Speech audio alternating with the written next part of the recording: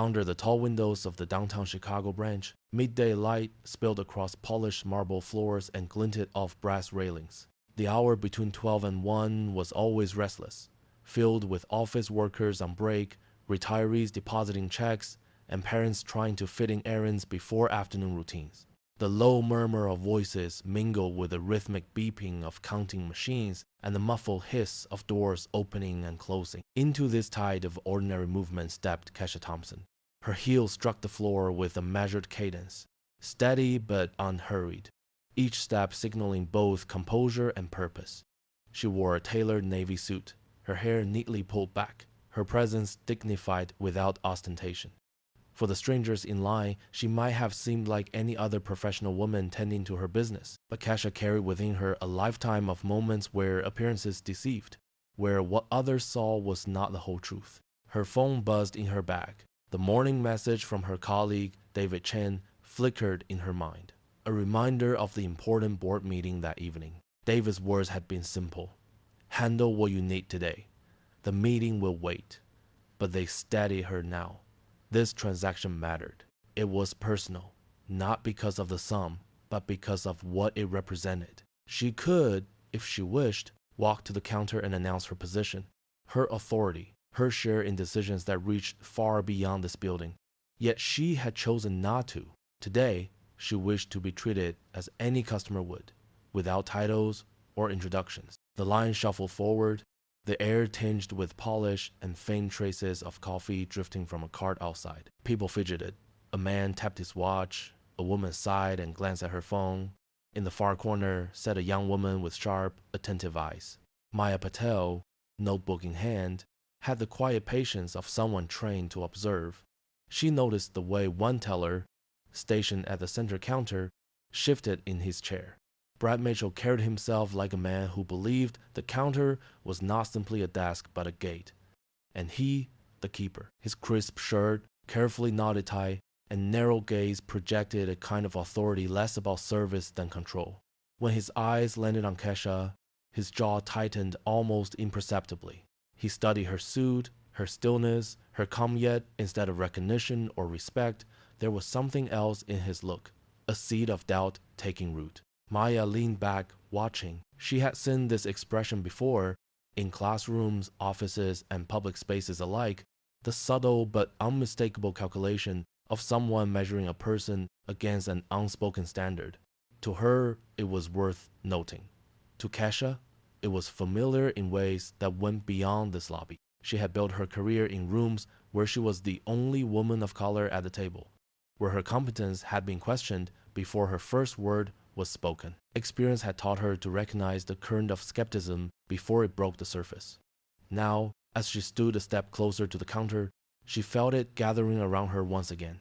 She folded her hands lightly in front of her bag, her gaze forward, her breathing even. The buzz of conversations and shuffling feet seemed to dim, replaced by a sharper awareness of Brad's eyes following her. She thought of David, steady and reassuring, and of the meeting waiting later that day. There were many ways she could assert herself here, but she chose silence for now, allowing the moment to unfold. The customer ahead of her finished quickly. Papers exchanged, receipt handed over, and Brad's expression remained neutral until he turned fully toward Kesha.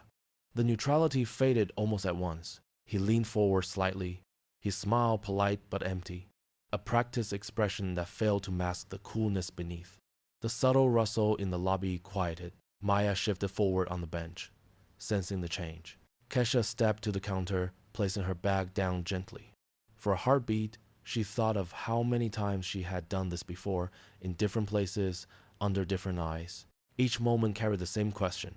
Would she be recognized for who she was, or reduced to what others assumed? Brad's throat cleared, his voice cutting through the hum of the bank.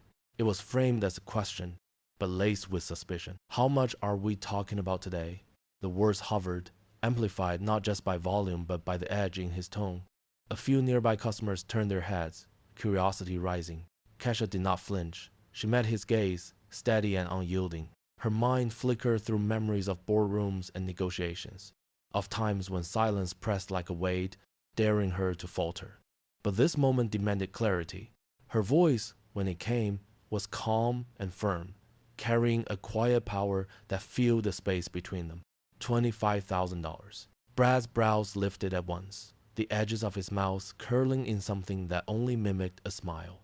The number had caught him, though he tried to hide it under the practiced tone of procedure. "That is quite a request," he said, but the cadence of his voice carried something more than surprise.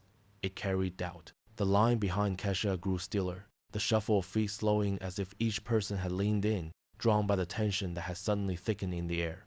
For Kesha, the shift was painfully familiar. She had walked into countless rooms where her very presence seemed to invite suspicion, and she had learned to hold her ground without letting it corrode her calm. She stood steady, her voice clear, explaining the reason for her withdrawal and laying out her documentation with careful precision. Yet, rather than lean forward to accept the papers, Brad let them rest on the counter, untouched, his eyes flicking from the documents back to her face with a look that seemed to question not just the transaction but her very right to request it. The bank lobby carried a new silence now, a brutal one that amplified every sound. The hum of an overhead light, the distant cough of someone near the door, the faint scratch of a pen on paper from another teller's desk. Maya Patel, seated nearby, lifted her phone just high enough to frame the scene on her camera. She had felt her instincts sharpen the moment Brad's tone shifted, and now she pressed record, letting the lens capture what her pen could not, the quiet cruelty of a refusal. Her eyes narrowed, following Brad's dismissive gestures, the way his fingers drummed against the countertop as if impatient with Kesha's very existence in front of him. Kesha's composure did not waver. She leaned forward slightly, speaking with the same measured tone she might have used in the boardroom, reminding him of the documentation's validity. "This is all in order," she said, her words carrying a quiet authority that could not be dismissed by policy. But Brad, his voice louder now, repeated himself with the certainty of someone who believed the crowd was his ally. "Our process does not allow us to move forward without additional proof," he announced, his eyes darting quickly toward the line of customers, ensuring his words were overheard. The implication was unmistakable. His tone was not about procedure, but about placing her in a box, one marked with suspicion. A man in the line behind her cleared his throat, muttering to himself but loud enough to be caught. "That is a lot of money." Another whispered question followed. "Who does she think she is?" The words hung like smoke, filling the space with doubt. Kesha inhaled deeply, her jaw tightening for only a moment before she steadied it again. She could feel the weight of every eye pressing against her back. These were not strangers simply waiting for their turn. They had become an audience, one that seemed ready to believe the worst before the truth had even been spoken. Brad leaned back in his chair, folding his arms with finality. His next words, though spoken in the same even tone, carried the sting of exclusion. "The bank cannot provide this service to that kind of customer," he said, the emphasis landing like a stone thrown into a quiet pond. The ripples spread quickly. A murmur rose among the waiting customers, voices low but pointed.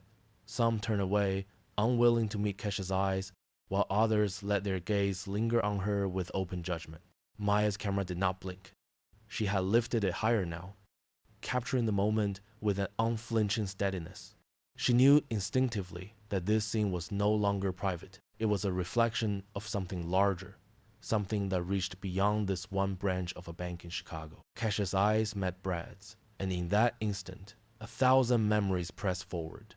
Boardroom tables where her voice had been doubted, conference calls where her ideas had been ignored until repeated by another, introductions where her title had been forgotten or dismissed. She felt the same pressure now, distilled into this single counter, this single transaction. She did not raise her voice. She did not let anger flood her expression. Instead, she allowed silence to stretch, her gaze steady, her papers still resting on the counter untouched. The silence unsettled Brad more than protest might have. He shifted in his seat, his smile faltering for the first time. From the bench, Maya caught the exchange, her finger hovering over the screen as the recording continued. She knew a story when it unfolded before her eyes, and this one had all the markers of truth pressing against pretense. She glanced down at her screen, the red dot still blinking. Whatever was happening here would not remain contained within these walls. It would travel further, to eyes and ears beyond this marble lobby.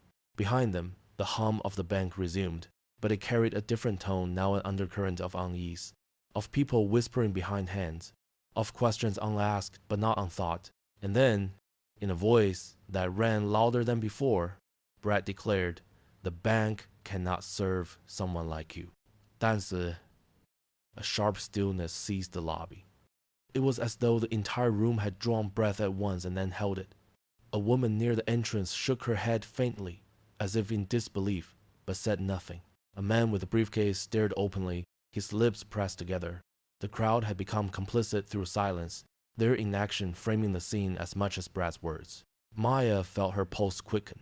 She adjusted her phone slightly, ensuring every word was caught, every glance recorded. She knew she was no longer simply observing, she was documenting. And in that choice, the story began to take a life of its own. Kesha straightened, her hands resting lightly on the counter, her face a mask of calm that belied the storm pressing against her. She had been here before, in spirit if not in place. This was not just a refusal. It was a declaration meant to diminish. Yet, even in that moment, she chose steadiness. She allowed the silence after Brad's words to linger, to grow heavy, until it filled every corner of the lobby. Customers shifted uncomfortably, their gazes flicking from Brad to Kesha, waiting for what she would do next. And in that silence, a whisper rose from the line. It was not loud, but it was clear, floating into the still air. Who is she? Really? The question, soft as it was, carried through the room like a spark looking for tinder. It was curiosity, it was doubt, and it was the beginning of something more. All the eyes in the lobby seemed to turn as one, fastening on Kesha like a single beam of scrutiny. The air itself grew heavier, thick with suspicion and curiosity, until the sound of footsteps and papers rustling seemed to vanish into silence. Kesha stood at the counter, her back straight, her chin lifted, her calm masking the sharp edge of unease pressing against her ribs. She could feel the judgment in the room, unspoken but palpable, as though every stranger had suddenly been invited to decide her worth. This was not the first time she had felt that invisible trial. Yet here, under the bright lights of a bank lobby, the weight of it seemed amplified. She adjusted the strap of her bag and folded her hands, willing her breathing to remain steady. Brad Mitchell leaned closer, his tone sharpening into command. His earlier doubt had ripened into something colder, an authority he seemed eager to wield. "Without proper proof, this transaction will not continue," he said loudly, making sure his voice carried beyond the counter. Customers in line shifted uneasily, their conversations dropped into murmurs. A few exchanged glances, and one man smirked openly, as though the spectacle offered him entertainment. At Brad's signal, a security guard began to move forward, his steps measured but unmistakable. The symbolism was clear. This woman, standing calmly with documents in hand, was being treated as though she were a threat. Kesha's mind flickered with memory conference rooms where her ideas had been brushed aside, introductions where her title had been forgotten, hotel lobbies where her check-in was doubted despite confirmed reservations. She had learned to recognize the pattern, the slow build from suspicion to dismissal, and then to the threat of exclusion. The rhythm was as familiar as it was exhausting, yet even as her pulse quickened, her voice remained low and even each word deliberate. She explained once more that the papers were valid, her tone free of anger, her posture unyielding. But Brad's expression hardened. He looked at her as if each explanation only deepened his certainty that she did not belong. From her bench, Maya Patel lifted her phone higher. The red light of recording reflected faintly in her eyes. She had begun the live stream a few moments earlier, and already comments trickled in, scrolling quickly across her screen. Strangers, hundreds of them, were beginning to watch, their reactions layering on to the tense silence of the room. Why is he treating her like that? One message flashed. This feels wrong. Another read. Maya's heart beat faster. She knew what she was capturing was larger than this single moment. It was the shape of a familiar injustice, caught in real time for the world to see. The security guard stopped just a few feet away, his presence adding a visible edge of threat to the scene. Customers craned their necks to watch, some whispering as though the moment carried the thrill of scandal.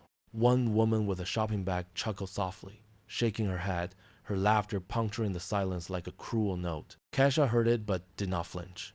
She knew the difference between surrender and stillness, and she chose stillness. She let the laughter echo into nothing, refusing to give it power. The tension reached a brittle edge when another customer, emboldened by Brad's posture, muttered, "She's probably making this up." The words carried farther than he intended, reaching ears across the lobby. The quiet gasps and muffled chuckles that followed only deepened the sense that the crowd itself had become part of the opposition. Kesha felt it pressing against her, a wall of disbelief that seemed ready to close in. For a moment, the threat of defeat loomed large, the sense that truth might not matter when perception had already chosen sides. Brad tapped the desk sharply, the sound cracking through the silence like a gavel.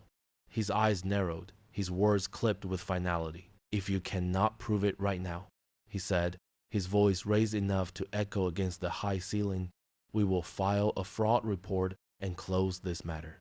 The murmur in the crowd swelled, a low wave of voices feeding on one another.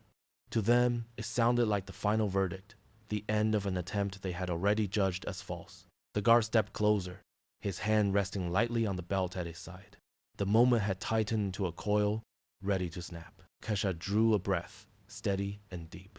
The fire in her chest did not show on her face.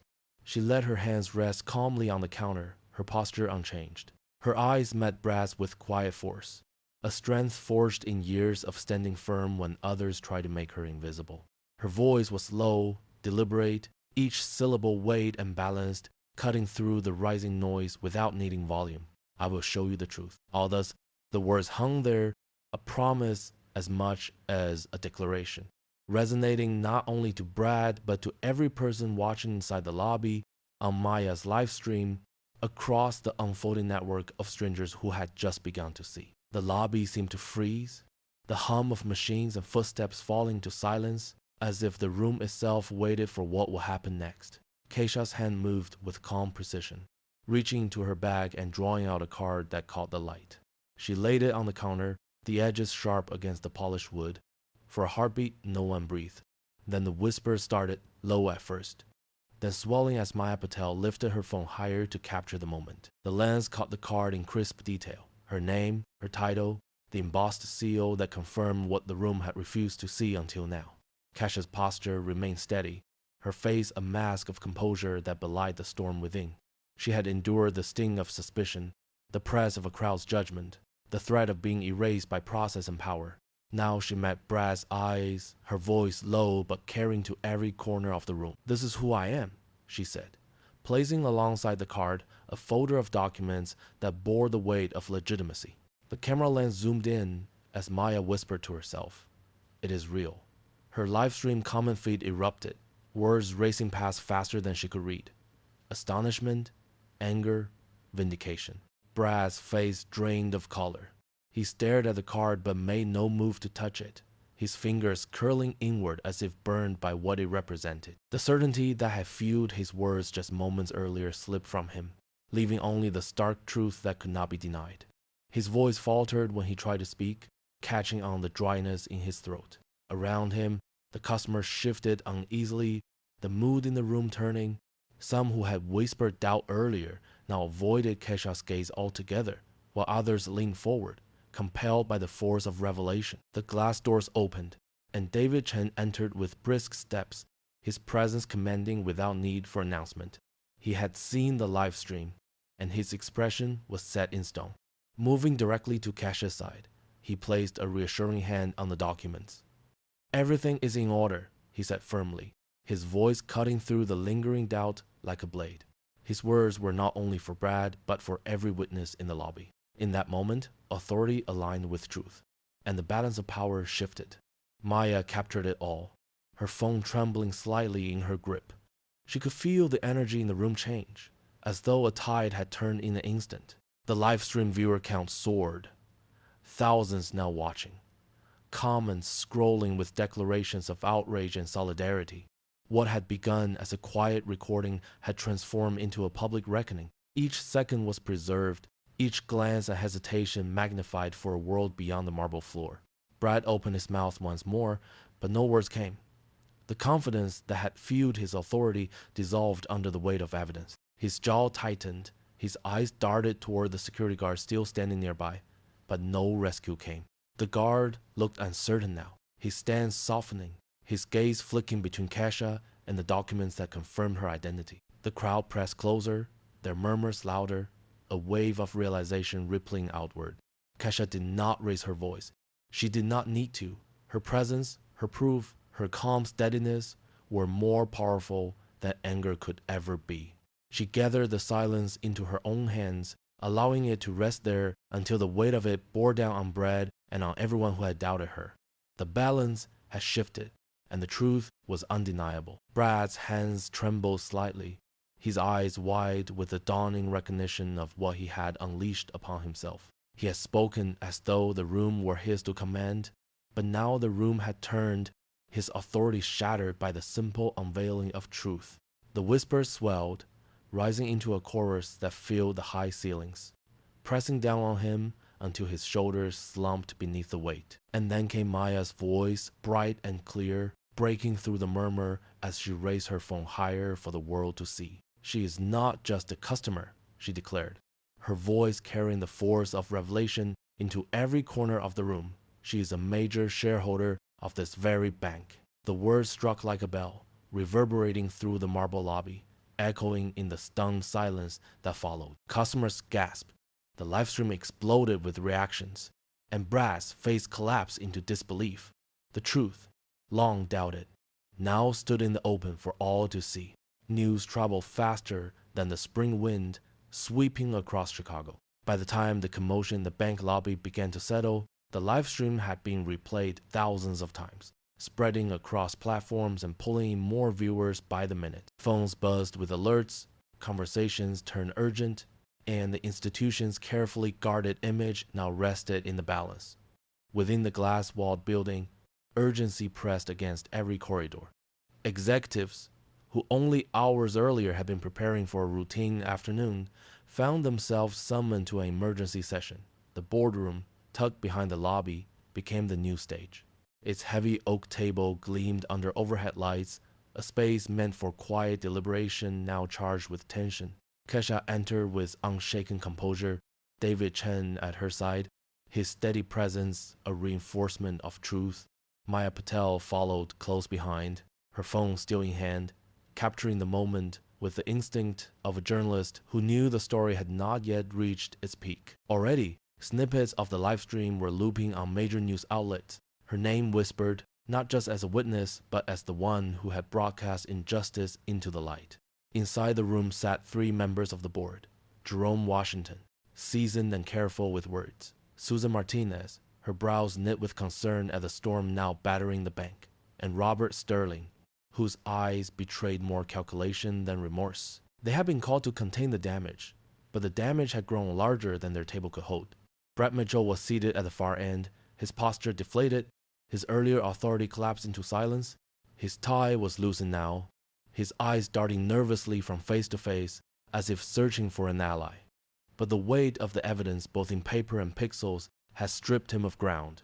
When he opened his mouth to speak, the words fell flat. "I was only following procedure," he muttered, clinging to a defense as thin as paper. Yet, even as he said it, the words ran hollow. Kesha did not sit immediately. She stood tall at the head of the table, allowing the silence to stretch, letting each board member feel the measure of her presence. When she spoke, her voice carried the steady cadence of someone who had lived too many years beneath the shadow of doubt.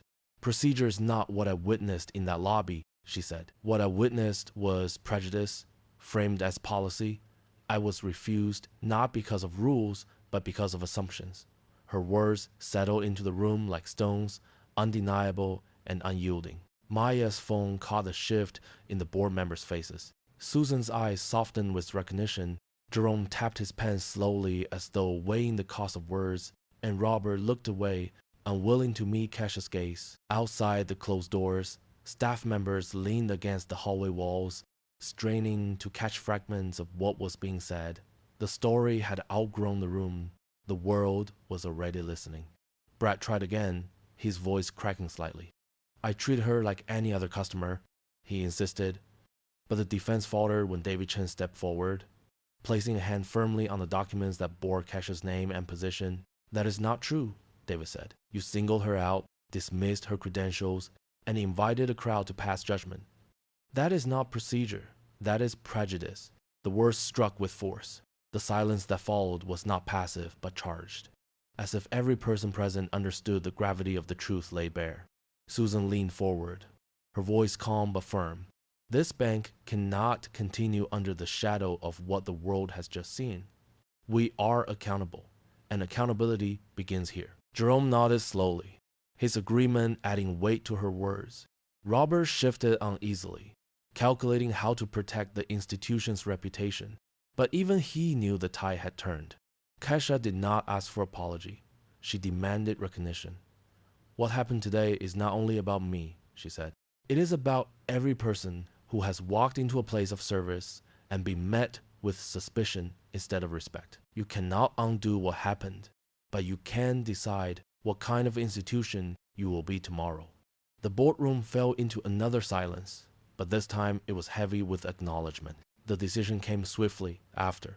Brad would be suspended pending review, his actions publicly addressed rather than quietly excused. The bank would issue an apology, not in whispered press releases, but in clear public words. The live stream, still rolling in Maya's hands, caught the announcement in real time, sealing the moment with the permanence of shared witness. As the decision was read aloud, the shift in power was unmistakable. The authority once wielded by Brad had been dismantled, replaced by the undeniable truth of Kesha's identity and the weight of her presence. She had walked into the room as a customer dismissed, but she now stood as the voice of accountability. Her calm defiance transformed into undeniable authority. The board members rose, their expressions a mixture of regret and resolve. Kesha finally allowed herself to sit, her shoulders easing slightly though her eyes remained firm. The air carried both relief and tension, the kind that follows a storm when the damage is clear but the rebuilding has yet to begin. Maya lowered her phone for the first time in what felt like hours, her hands trembling with the knowledge that the story was far from over. Kesha rose again, her chair sliding back with quiet finality. She looked around the table, her gaze steady, her words deliberate. This is only the beginning, she said, the phrase carrying across the oak table into the hallway beyond and through the live stream still pulsing with viewers around the world. And with those words, the chapter closed on silence thick with consequence and anticipation of what would come next. The sun hung low in the Chicago sky, its afternoon light streaming through tall windows and painting the bank's marble floor with long golden stripes. The lobby, so recently charged with tension, had grown calm again. Where judgmental whispers once filled the air, there was now a softer hum of quiet respect. Kesha stepped into the open street outside, the spring air cool against her face.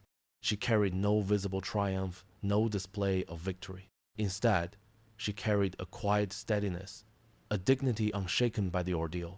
The city around her moved as it always did, cars passing, pedestrians rushing, but for those who had witnessed the scene, nothing felt the same.